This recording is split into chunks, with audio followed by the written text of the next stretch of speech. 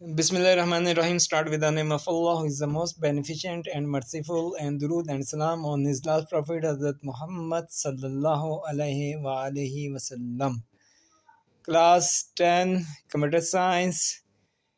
इसके आज इंशाल्लाह इस लेक्चर में एक्सरसाइज के MCQs, तमाम एक्सरसाइज के टोटल इसके 5 चैप्टर्स हैं और हर चैप्टर के एंड में MCQs दिए गए हैं। वो MCQs को एक मरतबा मैं पढ़ूंगा उसकी करेक्ट ऑप्शन के साथ, और उसके अलावा इसमें 2 क्वेश्चंस और दिए गए हैं चैप्टर नंबर 2, 3, 4, 5 में। ये give output of the following code, आपको एक छोटा सा प्रोग्राम दिया गया होगा और उसकी आउटपुट आपने लिखनी है। और एक और क्वेश्चन है कि right errors in the following code. ये 2-2 नंबर के 4 क्वेश्चंस आते हैं बोर्ड में, लाजमी बोर्ड के एग्ज़ाम्स में। तो 8 नंबर के ये क्वेश्चंस और 10 नंबर के MCQs। तो MCQs के जो ज़्यादातर चांसेस हैं वो एक्सरसाइज के ही आते हैं। 10 MCQs होते हैं, उसमें अगर आपको कुछ 6-7 MCQs भी एक्सरसाइज में से आ जाते हैं तो आपके ये 8 और 6 14-15 नंबर जो है वो कन्फर्म इस वीडियो के सुनने के बाद इंशाल्लाह आपके सिक्योर हो जाएंगे। तो शुरू करते हैं इसको। फर्स्ट MCQ है चैप्टर नंबर 1 के एक्सरसाइज का। A software that facilitates programmer in writing computer program is known as. Correct option है इसकी CNIDE।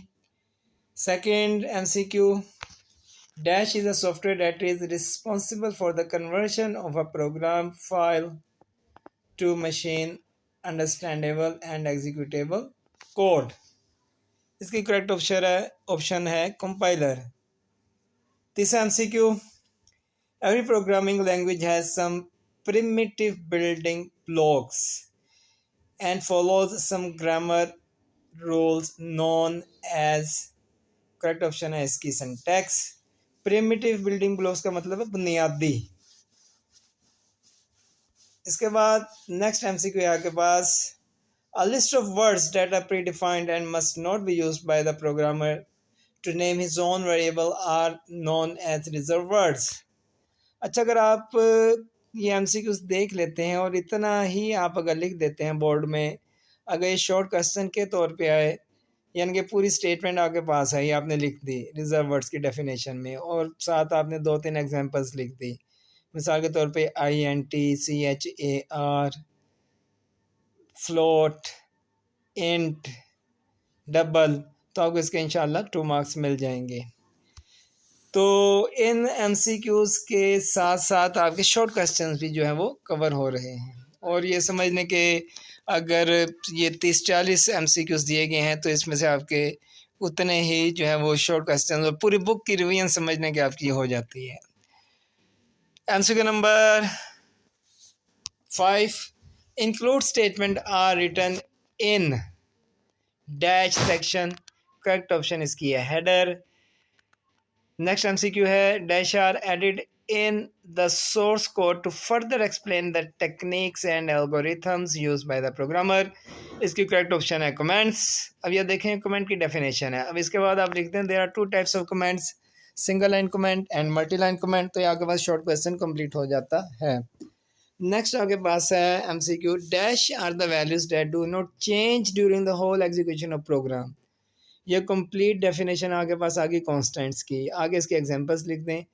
There are 3 types of constants, integers, real number and character। तो 2 मार्क्स का short question आपका complete हो जाएगा। Next MCQ है आपके पास, a float uses dash bytes in memory 4। इसके बाद for initializing a variable we use dash operator equal। Next MCQ है dash can be thought of as a container to store constants। ये definition आ गई variables की। आगे एक आधी line इसकी और लिख दें और वेरिएबल के टाइप्स लिख दें, इंशाल्लाह आपके 2 मार्क्स जो हैं वो सिक्योर हो गए बोर्ड के एग्ज़ाम में। इसके बाद देखिए आगे बस चैप्टर नंबर 2 है। चैप्टर नंबर 2 के अब मैं यहाँ पे डिस्कस करता हूँ। MCQs पहले डिस्कस होंगे और उसके बाद इसके find out the errors and give output, ये आपके कवर होंगे। तो इसकी एक्सरसाइज को देखते हैं जी। यहाँ पे आगे पास आ गई है चैप्टर नंबर 2 की MCQs जी। यहाँ पे आगे पास है फर्स्ट MCQ है printf is use to print dash type of data. तो इसके ऑप्शन है ऑल ऑफ देम। इसका मतलब है कि हम printf में इंट, फ्लोट और करैक्टर ये तीनों डाटा टाइप्स को यूज कर सकते हैं, प्रिंट कर सकते हैं। सेकंड MCQ आपके पास है scanf is a dash in C programming language. एक फंक्शन है ये, इसकी करेक्ट ऑप्शन है सी। इसके बाद नेक्स्ट देखिए तीसरा MCQ है गेट CH। ये शॉर्ट फॉर्म है गेट करेक्टर की। Is use to take dash as input from user. इसकी करेक्ट ऑप्शन होगी करेक्टर, सी ऑप्शन है। नेक्स्ट देखिए आपको एक कोड दिया गया है। Let the following part of code. What will be the value of variable a after execution? Int a equals 4, float b equals 2.2, a equals a multiply by b। अब आप जब इसको मल्टीप्लाई करेंगे तो जो भी आपके पास आंसर आएगा 4 इंटू 2.2 ये आपके पास आ जाएगा 8 पॉइंट समथिंग आंसर इसका आ जाएगा। तो यहाँ पे क्योंकि आप ये वैल्यू स्टोर कर रहे हैं इंट में, तो जो फ्रैक्शनल पार्ट है वो रिमूव हो जाएगा। आंसर इसका आएगा 8 जो कि बी ऑप्शन से रिप्रेजेंट हो रहा है। इसके बाद नेक्स्ट MCQ है आपके पास MCQ number 5। Which of the following is a valid line of code. तो ये करेक्ट ऑप्शन इसकी बी है, ग्रेड इक्वल्स ए। ये बोर्ड में MCQ आ चुका है। इसके बाद नेक्स्ट देखिए which operator has highest precedence among the following. इसकी करेक्ट ऑप्शन है डी। ये मैंने आपको बताया था कि टेबल आप अपने सामने रखिएगा, उस टेबल में से आपसे MCQ पूछा जा सकता है कि सबसे लोएस्ट प्रेसिडेंस किसकी है और डिफरेंट ऑपरेटर्स आपको दिए जा सकते हैं और उसमें से आपने जो है वो हाईएस्ट प्रेसिडेंस बतानी है। इसके बाद next MCQ number 7। Which of the following is not a type of operator. इसकी करेक्ट ऑप्शन है चेक ऑपरेटर। नेक्स्ट आपके पास MCQ है MCQ number 8। The operator percent is use to calculate.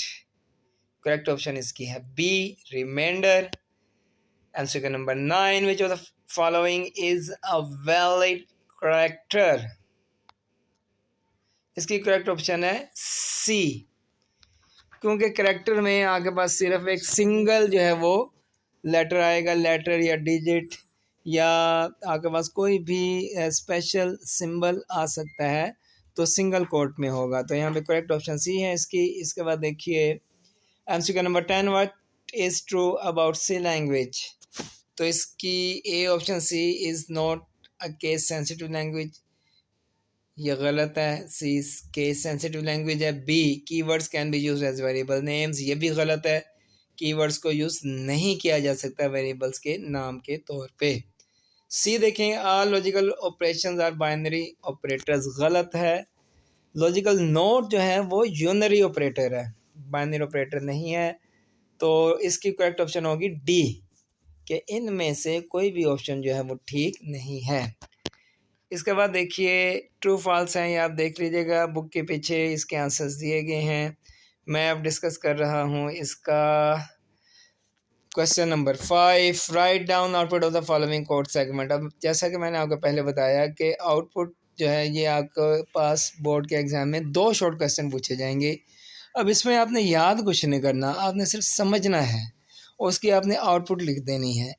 4 number इसके और 4 नंबर हो गए, आपको कोड दिया जाएगा, उस कोड में से आपने आउटपुट देनी है। उसमें से कोई चीज़ मिसिंग होगी, वो इंशाल्लाह उसको अभी हम देख लेते हैं। तो पहले ही आपके पास कोड है छोटा सा, इसकी आउटपुट क्या होगी देखें। वाइड मेन में आपको 3 वेरिएबल्स दिए हैं, x equal to 2, y equal 3, x equal z। और इसके बाद आपको इंट आंसर 1, आंसर 2, आंसर 3 दिया गया है। आंसर 1 इक्वल टू और यहाँ पे देखें ऑपरेटर प्रेसिडेंस जो है आपके पास टेबल दिया गया, उसकी मदद से आप इसको सॉल्व करेंगे। पहले देखिए x divided by x multiply by y। x की वैल्यू क्या है 2, y की वैल्यू क्या है 3। तो यहाँ पे x को डिवाइड किया गया है z से। x को जब z से डिवाइड करेंगे तो x की वैल्यू 2 है, y की वैल्यू है 6। 2 को 6 से डिवाइड करेंगे तो आंसर आएगा 0, जो कि इक्वल टू के बाद मैंने लिखा है। और 0 को 3 से मल्टीप्लाई करेंगे तो आंसर आएगा 0। तो इस वेरिएबल में स्टोर हो गया 0। प्रिंट एफ में हम जब इस वेरिएबल को प्रिंट करवाएंगे तो इसकी वैल्यू प्रिंट होगी 0। इसके बाद देखिए आंसर 2, इसमें भी वेरिएबल्स दिए गए हैं और डिफरेंट ऑपरेटर्स दिए गए हैं। आप इन ऑपरेटर्स को कैलकुलेट करेंगे according to the operator precedence table. इसमें देखिए आगे पास y प्लस z है और डिवाइड का सिंबल आ रहा है, फिर मल्टीप्लाई का सिंबल आ रहा है। डिवाइड और मल्टीप्लाई की जो प्रेसिडेंस है वो सेम है, तो ऐसे ऑपरेटर जिनकी प्रेसिडेंस सेम होगी उनको आप इवेल्युएट करेंगे from left to right.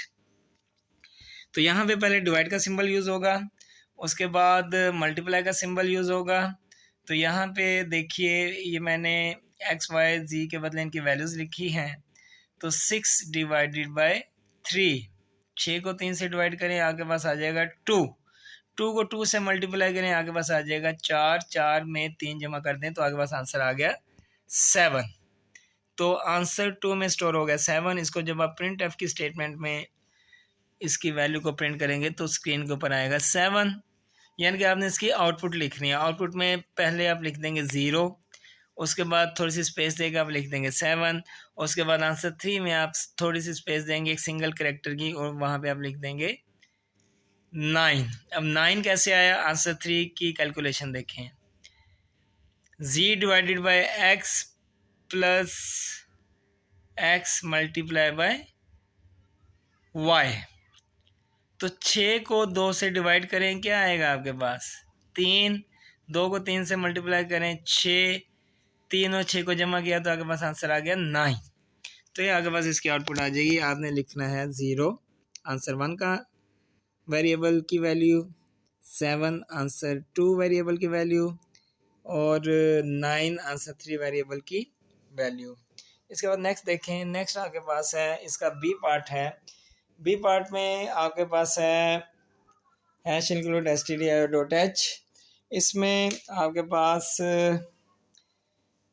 Main function में प्रिंट एफ लिखा हुआ है और यहाँ पे फॉर्मेट स्पेसिफायर्स यूज़ किए गए हैं। जहाँ पे फॉर्मेट स्पेसिफायर्स यूज़ किए गए हैं बैक स्लैश से, वहाँ पे एक नई लाइन जो है वो प्रिंट हो जाएगी और जहाँ पे फॉर्मेट स्पेसिफायर यूज़ किए गए हैं स्लैश से, वो वैसे ही स्क्रीन के ऊपर डिस्प्ले हो जाएगा। अब यहाँ पे फर्स्ट प्रिंट स्टेटमेंट में देखिए पहले डबल एन लिखा गया है तो डबल एन वैसे ही स्क्रीन के ऊपर डिस्प्ले होगा। इसके बाद बैक स्लैश एन फिर बैक स्लैश एन, तो 2 लाइनों की यहाँ पे स्पेस दी जाएगी। उसके बाद 3 एन लिखे गए हैं और 3 एन के बाद फिर बैक स्लैश एन है, तो जहाँ पे बैक स्लैश एन है वहाँ पे एक नई लाइन आ जाएगी। फिर उसके बाद देखिए तीसरी लाइन में एक एन डिस्प्ले हो गया। उसके बाद फिर बैक स्लैश एन और नई लाइन में टी प्रिंट हो रहा है। फिर उसके बाद बैक स्लैश टी, ये क्या करेगा, बैक स्लैश टी जो है ये एस्केप सीक्वेंस है जो कि 8 स्पेसिस देगा। ठीक है, तो यहाँ पे टी आ जाएगा। उसके बाद सेकंड प्रिंटफ की स्टेटमेंट में देखिए इसमें डबल एन आ रहा है, डबल एन के बाद फॉरवर्ड स्लैश है। अब फॉरवर्ड स्लैश जो है वो वैसे ही स्क्रीन के ऊपर डिस्प्ले हो जाएगा जैसे कि आपको लास्ट लाइन में नज़र आ रहा है, जो कि ब्लू कलर में मैंने यहाँ पे लिखा है। और यहाँ पे फॉरवर्ड स्लैश के बाद जो एन लिखा है वो वैसे ही आ रहा है। और लास्ट में देखें, लास्ट में प्रिंटर की स्टेटमेंट में बैक स्लैश एन है, तो वहाँ पे एक नई लाइन जो है वो डिस्प्ले कर दी जाएगी, क्योंकि न्यू लाइन में कुछ लिखा नहीं हुआ तो वो आपको यहाँ पे नज़र नहीं आ रही। इसके बाद देखें आगे पास सी पार्ट है। सी पार्ट में क्या है, प्रोग्राम की आउटपुट आपने बतानी है। इसकी आउटपुट होगी वाइड मेन फंक्शन यूज़ किया गया है इसमें, इंट a इक्वल टू 4 और b को कोई वैल्यू नहीं दी गई। फ्लोट c इक्वल टू 2.3 है। अब क्या किया गया है, b is equal to c multiply by a। जब आप ये कैलकुलेशन करेंगे तो क्या आंसर आएगा, c की वैल्यू 2.3 है और a की वैल्यू है 4। 2.3 को 4 से मल्टीप्लाई करेंगे तो आंसर आ जाएगा 9.2। इस 9.2 को जब आप b में स्टोर करेंगे तो b जो है उसकी डाटा टाइप है इंट। तो डेसिमल पॉइंट जो है उसको ट्रंकेट कर दिया जाएगा। ट्रंकेट का मतलब क्या है कि उसको डिस्कार्ड कर दिया जाएगा, उसको छोड़ दिया जाएगा। यानी कि अगर डेसिमल पॉइंट के बाद 5 है तो उस डेसिमल पॉइंट से पहली वैल्यू को राउंड ऑफ नहीं किया जाएगा। राउंड ऑफ और ट्रंकेट में फ़र्क है, ठीक है। तो इसको ट्रंकेट कर दिया जाएगा, डिस्कार्ड कर दिया जाएगा। ये मोस्टली वर्ड्स यूज़ होते हैं। डिस्कार्ड का मतलब होता है कि डेसिमल पॉइंट को छोड़ दिया जाता है, उसकी जो भी वैल्यू हो। तो एंड में हम क्या करेंगे, यहाँ पे 9.2 है तो यहाँ पे 9 उसका आंसर आ गया। आउटपुट इसके 9 आप लिख देंगे। इसके बाद देखिए डी पोर्शन है। इस डी पार्ट में आउटपुट क्या होगी, यहाँ पे भी सिंपल आपके पास ऑपरेटर्स यूज़ किए गए हैं। आप देखेंगे इनकी प्रेसिडेंस क्या होगी। सबसे पहले जो पैरेंथेसिस में है 5 + 1, इसका आंसर आएगा 6। फिर 12 को 6 पे डिवाइड करेंगे, इसका आंसर आ जाएगा 2। 2 में 3 को ऐड करेंगे, इसका आंसर आ जाएगा 5। तो आउटपुट के बाद आपने 5 लिख देना, आपको इसके 2 नंबर मिल जाएंगे। इसके बाद देखिए ई पार्ट में क्या लिखा हुआ है। आपको प्रिंट एफ में जो है वो लॉजिकल ऑपरेटर्स यूज़ किए हुए नज़र आ रहे हैं। इसमें देखिए 5 इज़ ग्रेटर दैन 3 ट्रू है। इसके बाद एंड का ऑपरेटर है 4 इज़ ग्रेटर दैन 6 फॉल्स है। और एंड में आपके पास और ऑपरेटर आ रहा है और ऑपरेटर में 7 इज़ ग्रेटर दैन 3, ये ट्रू है। तो और ऑपरेटर में अगर एक सब एक्सप्रेशन ट्रू होगी तो बाकी सब एक्सप्रेशन को हम छोड़ देते हैं, फाइनल रिजल्ट हमारे पास ट्रू ही आता है। और ट्रू को रिप्रेजेंट किया जाता है 1 से, तो इसके आउटपुट में आप लिखेंगे 1, बस इसके 2 नंबर आपको मिल जाएंगे। इसके बाद देखिए identify errors in the following code segment. अब ये आपके पास प्रोग्राम है, इसकी आपने स्टेटमेंट्स लिखनी है। अगर आप स्टेटमेंट्स नहीं लिखेंगे तो आपको इसके नंबर नहीं मिलेंगे। एक चीज़ और जहन नशीं कर लीजिए, कुछ बच्चे जो है इसको करेक्ट करने का कोड भी लिख देते हैं। करेक्ट करने का कोड उसने कहा ही नहीं है कि जनाब इसको करेक्ट करके लिखें, उसने सिर्फ कहा है कि इसमें से एरर्स को आइडेंटिफाई करें। तो आपने सिर्फ स्टेटमेंट लिखनी है जिसमें उन एरर्स को आइडेंटिफाई किया गया हो, आपने उसको करेक्ट नहीं करना। तो स्टेटमेंट मैंने लिखी है, पहले देखें int a, b equal to 13। अब इसमें ठीक है, कोई एरर नहीं है। दूसरी लाइन में देखें b equal to a mod 2। a की वैल्यू क्या है, a को आपने कोई वैल्यू असाइन ही नहीं की। तो अगर आप किसी वेरिएबल को कोई वैल्यू असाइन नहीं करते तो सी लैंग्वेज क्या करती है, सी लैंग्वेज का कंपाइलर उसको एक वैल्यू दे देता है, अपनी तरफ से कोई वैल्यू दे देता है, उसे कहते हैं गार्बेज वैल्यू। यानी कि उस वैल्यू का हमने तो कोई वैल्यू असाइन नहीं की, तो सी कंपाइलर अपनी मर्ज़ी से उसको कोई वैल्यू असाइन कर देगा। सी में जो टर्मिनोलॉजी उसके लिए यूज़ होती है उसे कहते हैं गार्बेज वैल्यू, ठीक है। तो यहाँ पे देखिए एक एरर ये है कि garbage value will be stored in variable A as in variable B में गार्बेज वैल्यू स्टोर हो जाएगी as variable A is not initialised. Variable A को आपने डिक्लेयर तो कर दिया इंट ए से, लेकिन इसमें आपने कोई वैल्यू स्टोर नहीं की। तो एक आप ये कंडीशन लिख देंगे, स्टेटमेंट लिख देंगे। और इस स्टेटमेंट के बाद दूसरा एरर है प्रिंट एफ की स्टेटमेंट में। प्रिंट एफ की स्टेटमेंट में गौर से देखिए, आपको स्टार्टिंग डबल कोटेशन मार्क्स नज़र आ रहे हैं लेकिन एंडिंग नहीं आ रहे। तो आप ये स्टेटमेंट लिखेंगे ending double quotation marks missing in print F function. बस ये 2 स्टेटमेंट्स आपने लिख दी। इसके बाद देखिए नेक्स्ट आपके पास है बी पार्ट है। इसमें ये मैंने रेड पेन से हाईलाइट कर दिया है। सी के बाद कोमे का सिंबल है, तो अब यहाँ पे लिख देंगे statement terminator missing in variable declaration statement. दूसरा एरर है ये लास्ट में देखें ए प्लस बी इक्वल टू सी। अब वेरिएबल की लेफ़्ट साइड पे जो है वो सिंगल एक वेरिएबल आ सकता है। यहाँ पे उसने क्या किया, यहाँ पे उसने ए प्लस बी किया। अब हमें नहीं पता कि उसने C equal to A plus B करना था। आपने इसको करेक्ट करके नहीं लिखना, आपने सिंपल लिख देना wrong use of variables in assignment statement, बस आपका काम ख़त्म। इसके बाद नेक्स्ट देखें, सी पार्ट है, 2 मार्क्स का शॉर्ट क्वेश्चन है। इसमें एरर कहाँ पे है, देखिए इंक्लूड स्टेटमेंट के बाद सेमीकोलन है। अब पूरी बुक में आपको कोई प्रोग्राम नहीं मिलेगा कि जहाँ पे इंक्लूड स्टेटमेंट के बाद सेमीकोलन यूज़ किया गया हो। तो एक ये एरर है, तो यहाँ पे आप लिख देंगे wrong use of statement terminator in include statement. दूसरा एरर कहाँ पे है, यहाँ पे देखें starting double quotation marks missing in printf statement. Print of statement एक ही प्रिंट ऑफ की स्टेटमेंट है, उसमें स्टार्टिंग डबल कोटेशंस जो हैं वो मिसिंग है। तो यहाँ पे दूसरी स्टेटमेंट आपने लिख दी। स्टेटमेंट से पहले अब बुलेट्स यूज़ कर लें। बुलेट्स क्या होते हैं, एक छोटा सा फिल्ड सर्कल होता है, उसे बुलेट कहते हैं। तीसरा पॉइंट कौन सा है, स्कैनर फंक्शन में है। अब एक ही स्कैनर फंक्शन है, तो यहाँ पे लिख देंगे तीसरी statement no double quotation marks around format specifiers in scanf function. बस आपका काम ख़त्म, आपने सिर्फ एरर्स को आइडेंटिफाई करना है। नेक्स्ट देखिए, इसके बाद उसने क्या किया, क्लोजिंग ब्रेसिस के बाद उसने सेमीकोलन लगाया। अब ये जो सेमीकोलन हम लगाते हैं, ये जब सी प्लस प्लस में हम कोई फंक्शन लिखते हैं ना, या क्लासेस हम डिक्लेयर करते हैं, ये बड़ा एडवांस टॉपिक आ जाता है। बीएस में आप इसको पढ़ते हैं सी प्लस प्लस को, तो उसके बाद हम सेमीकोलन लगाते हैं। तो यहाँ पे सी सिंपल सी में हम फंक्शंस के बाद सेमीकोलन नहीं लगाते। तो एक ये एरर भी है कि semicolons are placed after the ending brace, ये भी आप लिख देंगे।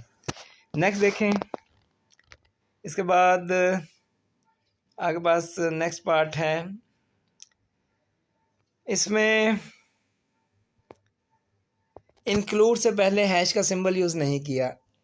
तो क्या करेंगे आप, फर्स्ट स्टेटमेंट आ जाएगी hash sign missing in include statement.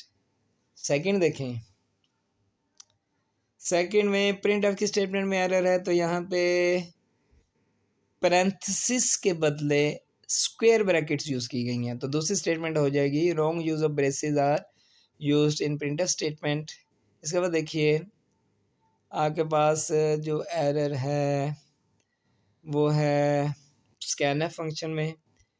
Variable आपने प्रिंट करवाना है फ्लोट डाटा टाइप का, तो उसके लिए %f आएगा। तो स्कैनफ के फंक्शन में %c लिखा हुआ है, जो कि एक एरर है। तो इसकी स्टेटमेंट आप लिखेंगे wrong format specifier used in scanf function.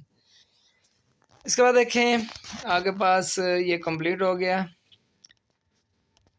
इसके बाद हम चलते हैं चैप्टर नंबर 3 में।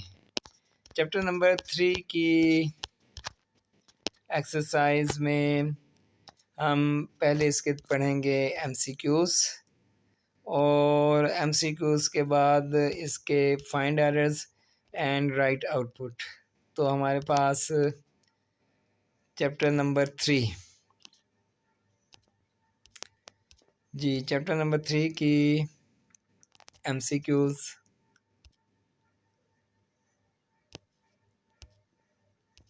और एमसीक्यूज़ के बाद प्रोग्राम, ये आपके पास एमसीक्यूज़ आ गए चैप्टर नंबर 3 के। इसमें देखें फर्स्ट है कंडीशनल लॉजिक हेल्प्स इन, तो इसकी करेक्ट ऑप्शन है डिसिएंस, ए ऑप्शन। सेकंड एमसीक्यू है आपके पास dash statement describe the sequence in which statements of the program should be executed, इसकी करेक्ट ऑप्शन है डी, ऑल। लूप भी है, कंडीशनल भी है और कंट्रोल भी है।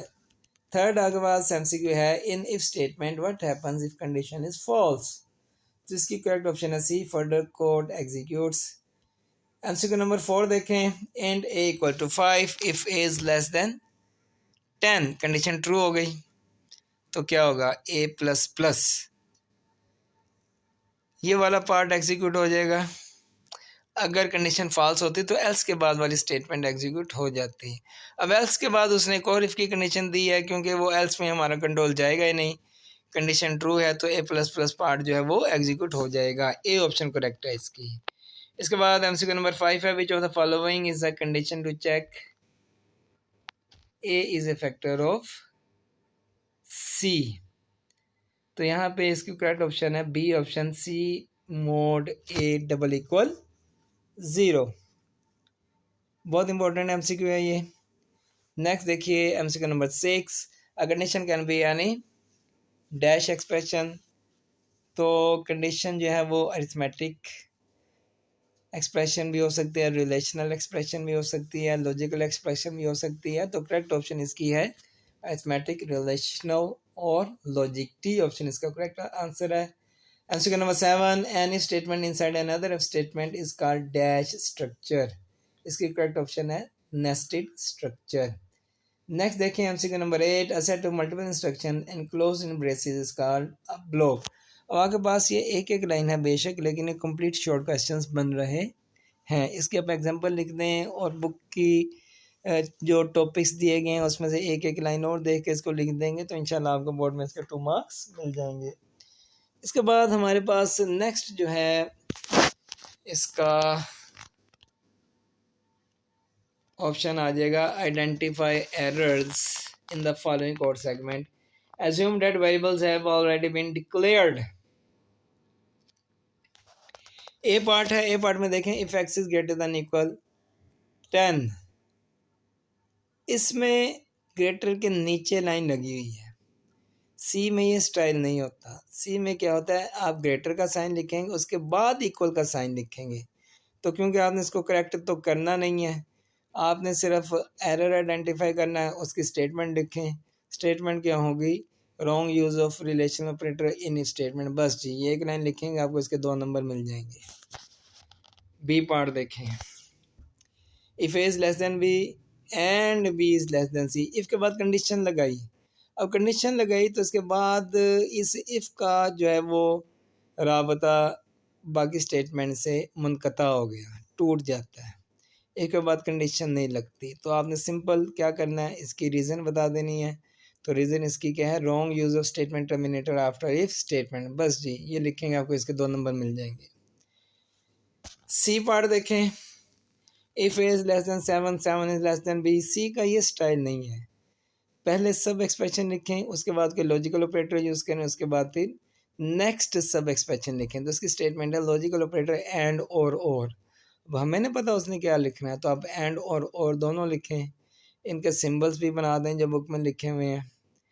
मिसिंग लॉजिकल ऑपरेटर एंड और मिसिंग इन इफ स्टेटमेंट। बस जी ये एक लाइन लिखेंगे 2 नंबर इसके मिल जाएंगे। डी पार्ट देखें, if A double equal B and लिखा हुआ है फिर और लिखा हुआ है। तो सी का स्टाइल ये नहीं है, सी में एंड के लिए 2 एंड के सिंबल आते हैं और के लिए 2 पाइप सिंबल्स आते हैं। तो सिंपल इसकी स्टेटमेंट लिख दें, wrong use of logical operator in statement, simple.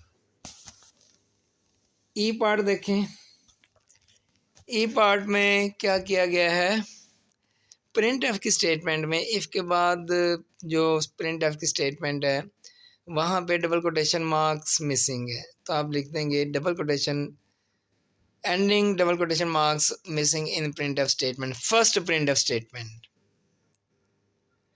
फिर आप क्या करेंगे, इसके बाद दूसरा एरर जो है वो आ रहा है wrong use of plus operator in print F statement function. अब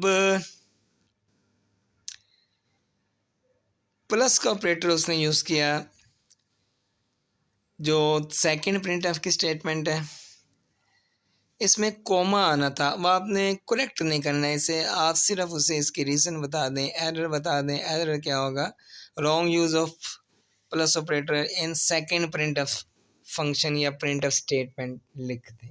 ठीक है, आपको इसके 2 नंबर इंशाल्लाह मिल जाएंगे। अब नेक्स्ट पार्ट है आपके पास, write down output of the following code segment. Int a equal to 7, b equals to 10, a equals a plus b, a में स्टोर हो गया 17। अब कंडीशन देखें, कंडीशन क्या है? कंडीशन है a is greater than 17, a 17 है, a is greater than 20, a में उसकी वैल्यू फिल करें तो कंडीशन बन जाएगी आपकी 17 इज़ ग्रेटर देन 20, जो कि फॉल्स है। तो यहाँ पे शॉर्ट सर्किट इवेल्युएशन करें, एंड ऑपरेटर में अगर एक सब एक्सप्रेशन फॉल्स है तो पूरी सब एक्सप्रेशन फॉल्स हो जाएगी, दूसरे को देखने की ज़रूरत ही नहीं है। तो यहाँ पे आपके पास ये एक्सप्रेशन फॉल्स हो गई, फॉल्स हो गई तो क्या होगा? बी में ये जो वैल्यू असाइन की गई है a प्लस बी, ये असाइन ही नहीं होगी, तो बी की वैल्यू में कोई चेंज ही नहीं आएगा। जब आप इसको प्रिंट करेंगे तो प्रिंट ऐप में आपने आउटपुट लिखना, आउटपुट की हेडिंग देनी है और आपने ए की वैल्यू लिख देनी है ए इक्वल 17 जो ऊपर हमने कैलकुलेट की, और बी की वैल्यू 10 थी, क्योंकि बी की वैल्यू में कोई चेंज हो ही नहीं रहा, कंडीशन ही फॉल्स है, तो बी की वैल्यू आ जाएगी 10। इसके बाद देखें यहाँ के पास बी पार्ट है, बी पार्ट में उसने दिया है int x equal to 40। If condition लगाई है उसने। अब कंडीशन देखें, कंडीशन फॉल्स है। कैसे फॉल्स है? कंडीशन में उसने लिखा है x प्लस 20 मल्टीप्लाई बाय 7, तो ये वैल्यू बहुत बड़ी बन जाती है। 140 मल्टीप्लाई बाय 45 जो कि बराबर डबल इक्वल नहीं है 455 के, तो कंडीशन फॉल्स हो गई। तो ये प्रिंट एफ वाली स्टेटमेंट एग्जीक्यूट नहीं होगी, एल्स के बाद वाली प्रिंट एफ स्टेटमेंट एग्जीक्यूट होगी। तो आपने आउटपुट की हेडिंग देनी है और लिख देना है होप फॉर द बेस्ट, बस ये लिखेंगे, अगर उसके 2 नंबर मिल जाएंगे। अब देखिए इसमें याद कुछ भी नहीं करना, सिंपल कोड को समझें, इसकी आउटपुट लिखें, डेट्स इट। सी पार्ट है इसका, character C1 equal to Y, C2 equal to N. इसके बाद आपने क्या किया, int N1 equal to 5, N2 equal to 9, variables को वैल्यूज असाइन की। फिर आपने क्या किया, N1 equal to N1 plus 2 plus 1। N1 में आपने स्टोर किया था 5, अब इसकी वैल्यू हो गई 6। C1 equal to C2, C2 में n था तो C1 में भी आपने n स्टोर कर दिया। अब कंडीशन को चेक करना है आपने, कंडीशन देखें। फर्स्ट पार्ट जो है N1 double equal N2, N1 क्या है, N1 6 है और N2 क्या है, N2 9 है, तो ये दोनों बराबर नहीं है। तो एंड ऑपरेटर के लेफ्ट साइड पे जो सब एक्सप्रेशन है वो फॉल्स है, तो दूसरे को चेक करने की ज़रूरत ही नहीं है।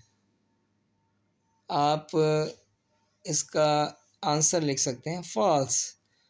दूसरे को देख लें, C1 double equal to C2, तो ये ट्रू होगी, तो false and true equals false, तो क्या होगा, कंडीशन फॉल्स हो गई, तो इसके बाद वाली स्टेटमेंट को हम छोड़ देंगे और एल्स वाला पार्ट एग्जीक्यूट करेंगे। एल्स में आपके पास आ जाता है कंडीशन ट्रू है, N1 less than N2 and C1 double equal C2, ये कंडीशन ट्रू हो गई। अब इसके बाद कंडीशन ट्रू हो गई तो यहाँ पे आपने लिख देना है, प्रिंट एफ की स्टेटमेंट एग्जीक्यूट हो जाएगी, %d less than %d and %c equal %c। अब यहाँ पे वेरिएबल्स की वैल्यूज़ आ जाएंगी N1, N2, C1, C2, इनकी वैल्यूज़ लिखें। N1 में 6 था, N2 की वैल्यू 9 है, तो 6 लेस देन 9 डबल कोटेशन में %d या जो भी फॉर्मेट स्पेसिफायर है, फर्स्ट फॉर्मेट स्पेसिफायर के बदले फर्स्ट वेरिएबल की वैल्यू आ जाएगी, दूसरे फॉर्मेट स्पेसिफायर के बदले दूसरे वेरिएबल की वैल्यू आ जाएगी, एंड सो ऑन। तो फर्स्ट फॉर्मेट स्पेसिफायर के बाद आपके पास लेस देन का सिंबल है, तो वो स्क्रीन के ऊपर डिस्प्ले हो जाएगा। 6 इज़ लेस देन, आगे सेकेंड वेरिएबल की वैल्यू आ जाएगी जो कि 9 है, फिर एंड आ जाएगा, इसके बाद C1 और C2 इन दोनों में n है, तो C1 आ जाएगा। उसके बाद प्रिंट एफ में इक्वल का सिंबल है वो आ जाएगा, उसके बाद %c के बदले C2 की वैल्यू प्रिंट हो जाएगी। तो आउटपुट की हेडिंग देंगे, आउटपुट की हेडिंग दे के अब लिखेंगे 6 less than 9 and n equal n, that's it. आगे आपके पास ये डी पार्ट है, इस डी पार्ट में देखें वेरिएबल्स को वैल्यूज़ दी गई हैं। मैंने यहाँ पे इनकी वैल्यूज़ को सिंपल यहाँ पे कैलकुलेट कर दिया है। आपके लिए। आपने सारी कैलकुलेशन रफ वर्क के तौर पे करनी है, आपने इसकी आउटपुट देखनी है, आउटपुट लिखनी है। इतना लेंथी प्रोग्राम बोर्ड में नहीं आता। ये लास्ट में जो प्रिंट ऑफ की स्टेटमेंट है आपने देखनी है कौन सी कंडीशन ट्रू है और कौन सा पार्ट एग्जीक्यूट होगा। तो यहाँ पे ये ब्लू में मैंने लिखा है ए की वैल्यू देखें 54 है। ए के बाद यहाँ पे A equals to A multiply by 2। A की वैल्यू 34 थी, 34 को 34 से मल्टीप्लाई किया तो A equal to B plus C plus D, नहीं ये देखिए A equal to B plus C plus D. 32, 7 और 15 को मल्टीप्लाई करें तो आपके पास 54 आ जाता है। तो यहाँ पे मैंने ब्लू में ए की वैल्यू लिखी, फिर कंडीशन है 54 less than 100, condition is true. Condition true हो गई है, ब्लू में देखें मैंने साथ साथ जो लिखा है, कंडीशन ट्रू हो गई तो A equal to A multiply by 2, यहाँ पे मैंने ब्लू में लिख दिया। ये मैंने सारा यहाँ पे जो वेरिएबल्स हैं उनको मैंने यहाँ पे सिंपल उनकी वैल्यूज से मैंने सिंपल कैलकुलेट कर दिया। आप यहाँ पे इसको देख लेंगे, इसकी वैल्यूज लिख देंगे। ए की वैल्यू होगी 108, फिर बी की वैल्यू कैलकुलेट करें, बी की वैल्यू हो जाएगी 224, फिर सी को कैलकुलेट करें, सी की वैल्यू हो जाएगी 22। इस बार कंडीशन देखें, ये कंडीशन जो है इफ़ की, ये यहाँ पे ये बिल्कुल स्क्रीन के टॉप पे आपको नज़र आ रही है, कंडीशन फॉल्स होगी। कंडीशन इज़ फॉल्स तो क्या होगा, ये एल्स पार्ट एग्जीक्यूट होगा, ये वाला पार्ट एग्जीक्यूट होगा। अब इस देखें else part executes condition after else is true, ये कंडीशन ट्रू है। कैसे ट्रू है ये आपने खुद देखना है। अब इसके बाद डी कैलकुलेट हो रहा है, D equal to C multiply by C. अब सी की वैल्यू 22 है तो डी में स्टोर हो जाएगा 484, ए में स्टोर हो जाएगा 50176। ठीक है, तो यहाँ पे प्रिंट एफ में इसके बाद वो प्रिंट करवा रहा है ए बी सी और डी की वैल्यूज़। तो यहाँ पे सिंपल आप आउटपुट की स्टेटमेंट लिखेंगे और ये सारी कैलकुलेशन करने के बाद, या आपने खुद करनी है कैलकुलेशन, कैलकुलेशन करने के बाद आप इनकी वैल्यूज़ लिख दें। ए की वैल्यू आ जाएगी 50176, बी की वैल्यू आ गई 22 24, सी की वैल्यू आ गई 22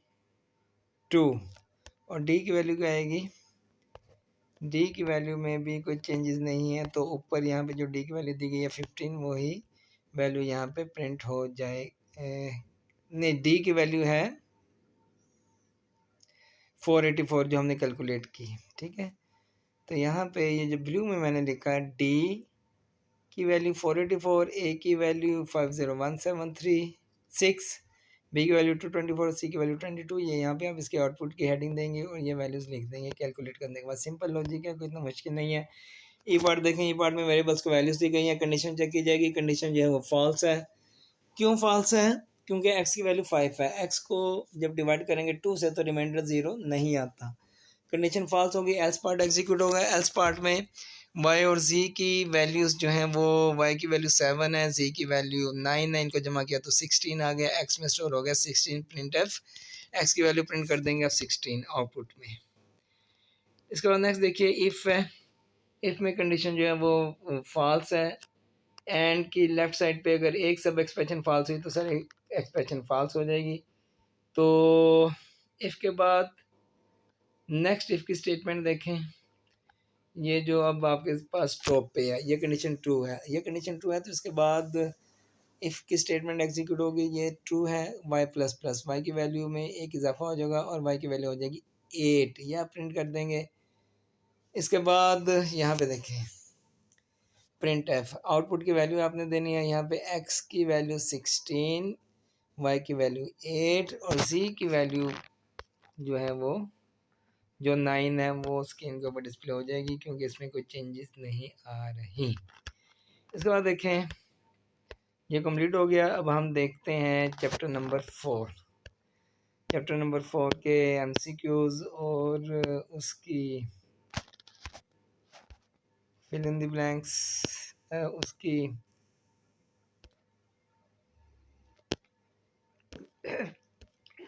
प्रोग्राम्स की आउटपुट क्या होंगी और प्रोग्राम्स की आउटपुट के बाद एरर्स क्या क्या हैं जी। तो हम चल रहे हैं चैप्टर नंबर 4 की एक्सरसाइज की तरफ।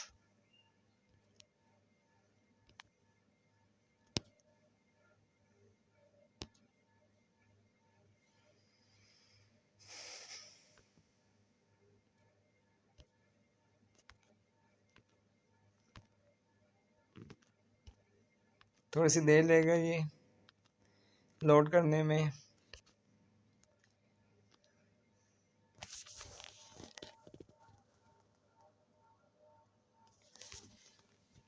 चैप्टर नंबर 4 की एक्सरसाइज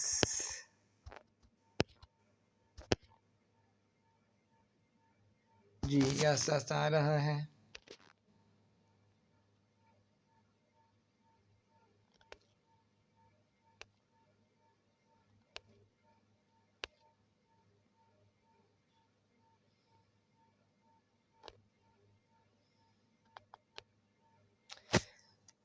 चलें इस वीडियो में ऐसा करते हैं कि इधर तक की काफ़ी है, कर लेते हैं हम चैप्टर नंबर 4 और 5 के एमसीक्यूज़ और उसकी एक्सरसाइज के शॉर्ट क्वेश्चन आउटपुट प्रोग्राम्स की, और उसमें एरर्स जो हैं वो हम इंशाल्लाह नेक्स्ट वीडियो में कर लेंगे।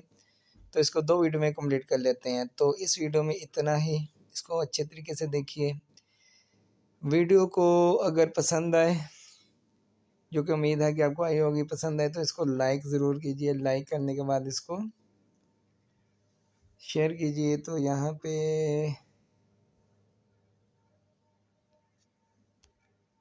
ये टाइम, इसको शेयर कीजिए ताकि ये जो तालीम है, ये जो वीडियोस हैं, ये बाकी लोगों तक भी पहुंच सके। ठीक है, सब्सक्राइब करना आपने, शेयर करना है, लाइक करना है। इसमें आपका कोई पैसा खर्च नहीं होगा। ठीक है, लेकिन आपके एक शेयर करने से, सब्सक्राइब करने से यह वीडियो बहुत ज़्यादा लोगों तक और पहुंचेगी। तो जितने लोग और देखेंगे आपके ज़रिए से, आपके वसीले से, उसका स्वाब भी आपको मिलेगा। तो ये एक किस्म का एक नेक काम है। ठीक है, दुआ में याद रखिएगा। अल्लाह ताला हमें नेक काम करने की तौफीक दे। अस्सलाम वालेकुम वरहमतुल्लाहि वबरकातुहू।